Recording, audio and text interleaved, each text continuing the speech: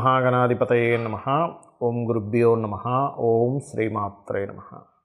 పరమేశ్వర స్వరూపమైనటువంటి జ్యోతిష, వాస్తు మరియు ఇతర అనేకమైనటువంటి శాస్త్రములను మనకు అందించినటువంటి మహర్షులకి నమస్కారం. హయగ్రీవ హయగ్రీవ హయగ్రీవేతి యో వదేత్తస్య నిస్సరతే వాణి జహ్నుకన్యా ప్రవాహవత్. అరుణాం కరుణాతరంగితాక్షీం ధృతపాశాంకుశపుష్పబాణచాపాం అనిమాదిభిరావృతాం మయూకైః అహమిత్యేవ విభావయే భవానీం. శ్రీమాత్రే నమః.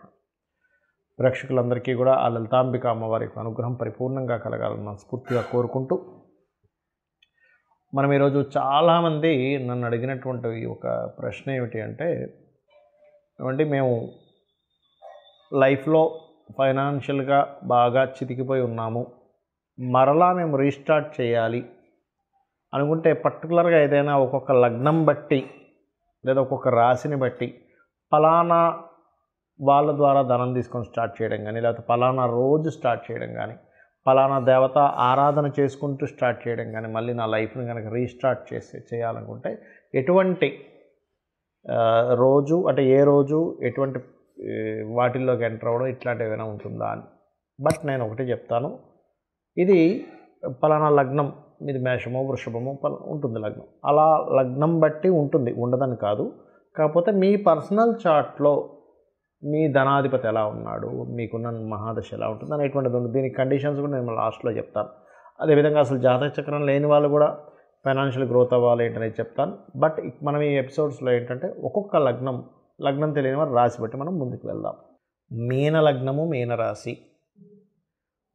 మీనం అంటేనే ఇదేంటంటే జీవిత అన్వేషణ.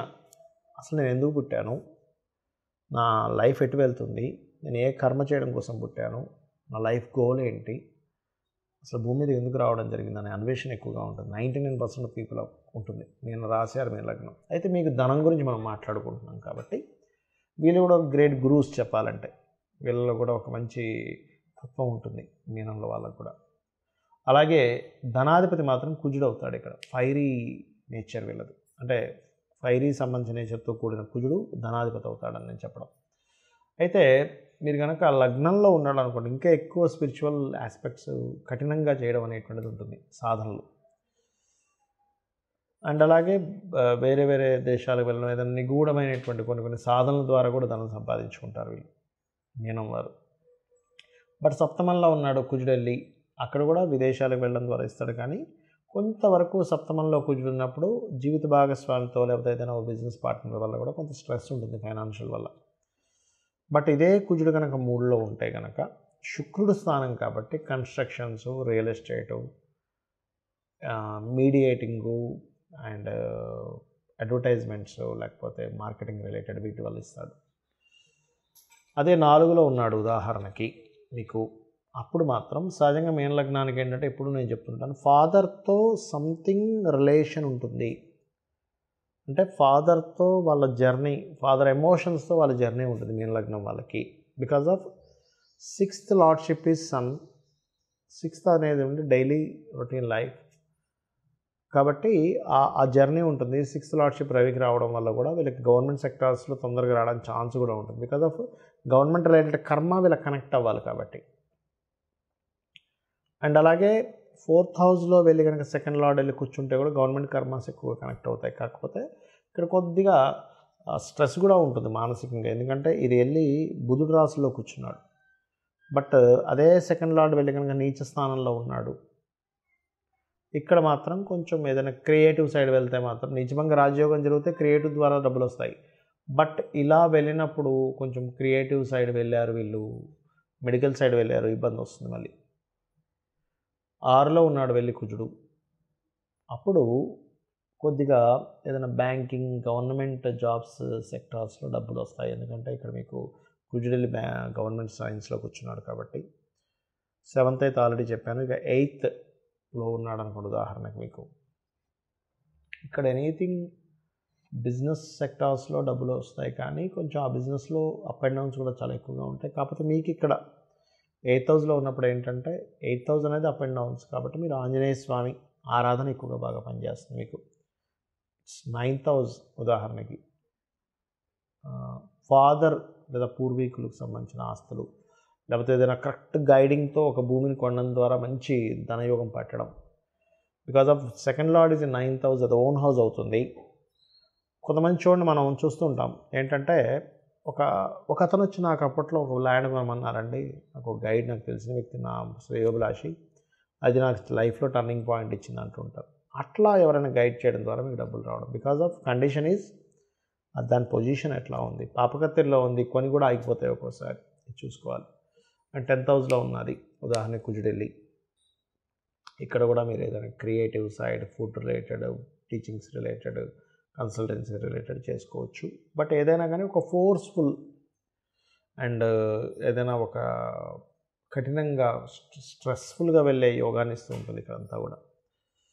అండ్ లాభంలో ఉన్నాడు అనుకోండి, అదే కుజుడు ఉదాహరణకి, అప్పుడు కూడా ఏంటంటే కొంచెం ఈ ఫుడ్ రిలేటెడ్ వల్ల, ఎందుకంటే చంద్రరాశులను చూస్తుంటాడు. బట్ వ్యయంలో ఉంటే మాత్రం ఇక్కడ ఎనీథింగ్ సర్వీసెస్, అంటే ఎనీథింగ్ నేర్పించడం, టీచింగ్స్, వీటి ద్వారా ఇస్తుంటారు. బట్ మీకు ఏంటంటే మీరు ఎంత స్కందారాధన, నరసింహస్వామి ఆరాధన, రాజరాజేశ్వరి అమ్మవారి ఆరాధన చేసుకుంటే అంత బాగుంటుంది. ఇక్కడ నేను మీకు కొన్ని కండిషన్స్ కూడా చెప్తాను. ఏమిటది అంటే, అందరూ చేసుకోవాల్సిన ఫస్ట్ అసలు మంత్రం ఏమిటి? ఫైనాన్షియల్గా నాకు రావట్లేదండి, ఓం సంపత్కరీ సమారూఢ సింధుర వ్రజ సేవితాయే నమః. లేదు బాగా అప్పులున్నాయి, గొడవలున్నాయి, ఆ గొడవలు తీరితే కానీ నాకు డబ్బులు రావంటూ ఉంటారు. అలాంటప్పుడు నవవిద్రుమ బింబశ్రీ ఞక్కారి రతనచ్చద, దీనికి ముందు ఓము, లాస్ట్లో నమః కలుపుకోండి. ఓం నవవిద్రుమ బింబశ్రీ ఞక్కారి రతనచ్చదాయే నమః.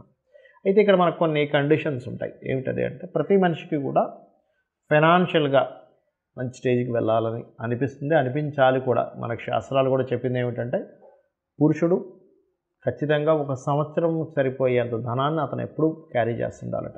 అది కూడా ఎవరు? గృహస్థు, సన్యాసుల గురించి కాదు నేను చెప్పేది. గృహస్థు ఖచ్చితంగా ఒక 1 year సరిపోయేంత మనీని ఆయన దగ్గర ఉంచుకుంటే ఫ్యామిలీకి ఏమీ జరగకుండా ఉంటుంది.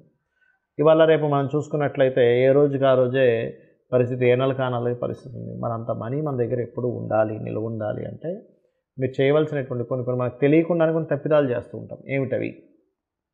ఇప్పుడు నేను మీకు మంత్రం చెప్పాను, ఈ మంత్రం రెగ్యులర్గా చేయాలి. ఎప్పుడైనా గుర్తుపెట్టుకోండి, రెగ్యులర్గా ఒక రోజు ఏదో బద్దకించి ఆపేసాం, 2వ రోజు 3వ రోజు ఆగిపోతూ ఉంటుంది. కాబట్టి పాయింట్ నెంబర్ 1, రెగ్యులర్గా మంత్రం చేయడం చేయండి. ఇంకోటి, ఇప్పుడు నేను మీకు చెప్పాను ధనాధిపతి ఈ ప్లేసెస్లో ఉంటే వీళ్ళ మూలంగా, వీటి మూలంగా ధనం ఉంటుంది అని. ఆ ప్లేస్లో ఇంకొక ప్లానెట్ ఏదైనా ఉంది కంజంక్షన్లో, ఏ కేతువో, శుక్రుడో, కుజుడో, సంథింగ్ ఇంకో ప్లానెట్ వచ్చింది, రేపు 2-3 ప్లానెట్స్ వచ్చి ఉంటాయి. 2-3 ప్లానెట్స్ కనుక ఉంటే మల్టిపుల్ ధనయోగాస్ ఉంటాయని అర్థం చేసుకోండి. లేదా ఏదైనా ఒక పాపగ్రహం వచ్చింది మీకు ధనాధిపతితో కలిసాడంటే ఆ పాపగ్రహ సంబంధించినటువంటిది కూడా గ్రహారాధన చేయండి. అప్పుడు ఉదాహరణకు కుజుడు వచ్చాడు మీ ధనాధిపతితో, కుజగ్రహం దగ్గర కూడా దీపారాధన చేయండి. రవి ఉన్నాడు, కంబస్ట్ చేసుకున్నాడు, రవిగ్రహం దగ్గర కూడా చేయండి. లేదా రవిచంద్రులు ఇద్దరూ కలిసి మీ ధనాధిపతితో ఉన్నాడు, అది అమావాస్య యోగం ఏర్పడింది కాబట్టి రవిచంద్ర గ్రహాలు రెండింటికి మీరు దీపారాధన చేయండి. అప్పుడు ఏమవుతుందంటే మీకు ఈ ప్రాబ్లం అనేటువంటిది, మీ ఫైనాన్షియల్ స్ట్రెస్ అనేటువంటిది తగ్గుతుంది. ఇక మరొక విషయం ఏంటంటే, చాలామందికి గోవులు దగ్గరలో ఉన్నాయండి, గోవుకి ఏదైనా తినిపించవచ్చు అని అడుగుతున్నారు. ఫైనాన్షియల్ గ్రోత్ మీకు రావాలి, మీ గ్రహస్థితిలో మంచి మార్పు జరగాలంటే మీరు చేయవలసింది సింపుల్గా ఒకటే గుర్తుపెట్టుకోండి. శనివారాలు పిడికెడు బెల్లం, సింపుల్ పిడికెడు బెల్లం తీసుకెళ్ళి దేశీవాలి గోవుకి ప్రశాంతంగా హ్యాపీగా పెట్టండి చాలు. ఆ జీవి కనుక ఆనందిస్తే ప్రకృతి ఆటోమేటిక్గా మీకు పాజిటివ్ రిజల్ట్స్ ఇస్తుంది.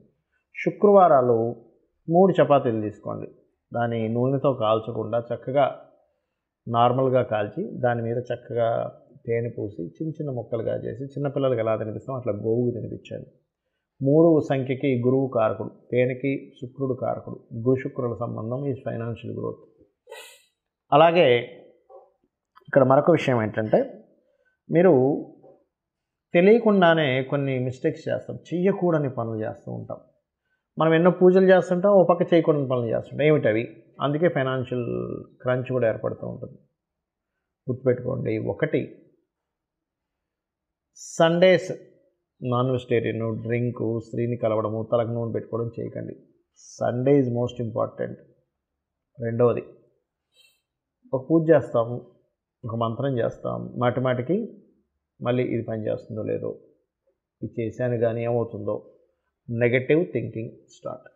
అలాగే ధనం అనేటువంటిది ఒక నోట్ల కట్టల రూపంలో అసలు చూడకండి దయచేసి. ధనం దేన్ని ఆశ్రయించి ఉంటుంది? ఒక స్కిల్ని ఆశ్రయించి ఉంటుంది. డబ్బులు ఎప్పుడు కూడా ఒక స్కిల్ని ఆశ్రయించి ఉంటుంది. మీకు డబ్బులు ఎక్కువ కావాలి అంటే ఎక్కువ స్కిల్స్ నేర్చుకోవాలి. ఇది మెయిన్ పాయింట్.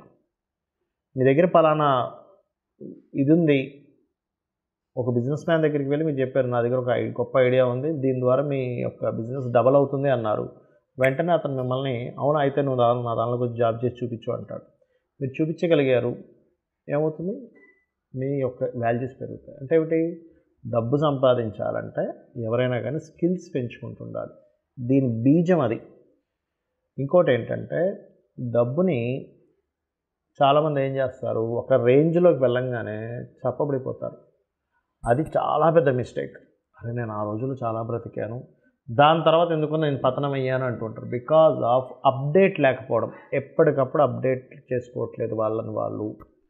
ఎప్పుడైతే మనం అప్డేట్ చేసుకోవడం ఆగిపోతామో ప్రకృతి, ఈ వరల్డ్ అనేది ఆగదు, వెళ్ళిపోతూనే ఉంటుంది. మనం అక్కడ ఆగిపోయాం, ప్రపంచం ముందుకు వెళ్ళిపోయింది. ఇది గుర్తుపెట్టుకోండి. నేను చెప్పిన పరిహారాలు చేసుకోండి. 100% మీరు లైఫ్లో సక్సెస్ అయి తీరుతారు. ఇంకా ఎక్కువ సమస్యలు ఉన్నాయండి, అసలు మైండ్ పని చేయట్లేదు అంటుంటారు చాలామంది. అసలు ఏం చేయాలో అర్థం కావట్లేదు, షివరింగ్గా ఉంది, బోల్డ్ క్రెడిట్ కార్డ్స్ అయిపోయాయి, చాలా ఇబ్బందిగా ఉంది. ఉదయం సాయంత్రం 2 సార్లు లలితా సహస్రనామాలు యూట్యూబ్లో పెట్టుకొని చక్కగా జస్ట్ ధ్యానంలో కూర్చొని ఇక్కడ ఆ కాన్సన్ట్రేషన్ ఇక్కడ చేస్తూ అలా కూర్చోండి. మీ మైండ్ ఫస్ట్ సెట్ అవుతుంది.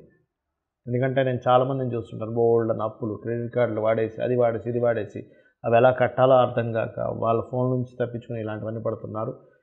అప్పులు మీకు పూర్తిగా పోవాలంటే ఓం అపర్ణాయై నమః ఈ మంత్రం చేయండి. ఖచ్చితంగా మీరు ఆ యొక్క అమ్మవారి అనుగ్రహంతో మరలా పూర్వ వైభవాన్ని మీరు పొందుతారు.